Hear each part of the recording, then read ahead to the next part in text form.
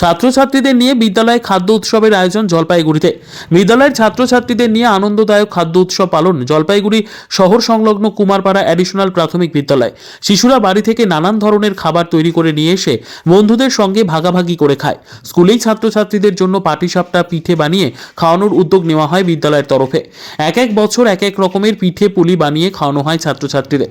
ছাত্রদের মধ্যে ভাগাভাগি করে খাওয়ার প্রবণতা গড়ে তোলা, সবার সঙ্গে ভ্রাতৃত্ববোধ জন্মানো, আন্তরিকতা সৃষ্টি করা এই উৎসবের উদ্দেশ্য। এবছর স্কুল পড়ুয়াদের আনা খাবার পড়ুয়াদের আন্তরিক অনুরোধে সকল শিক্ষকরাও একসাথে এই আনন্দে সামিল হন।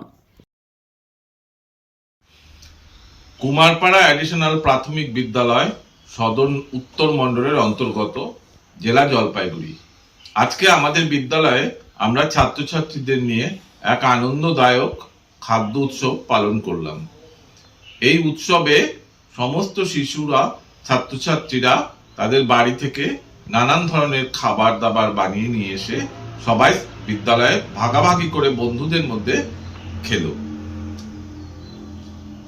এই ভাগাভাগি করে খাওয়ার মধ্যে ওদের মানসিক উদারতা, মনের প্রসারতা, সৌভ্রাতৃত্ববোধ, ভ্রাতৃত্ববোধ, বন্ধুত্ববোধ এ সমস্ত জাগবে। বিশেষ করে আজকে ওদের অনুরোধে ছাত্রছাত্রীরা বিশেষভাবে অনুরোধ করায় আমরা শিক্ষক শিক্ষিকারাও ওদের কাছ থেকে অল্প অল্প করে খাবার নিয়ে খেয়েছি। এর ফলে ওদের মনে একটা ধারণা হলো যে শিক্ষক মশাইরাও আমাদের আপনজন। বিদ্যালয়ে এসে ওদের আর ভয় থাকবে না, ওরা একটা সুস্থ সুন্দর শিক্ষার পরিবেশ পাবে।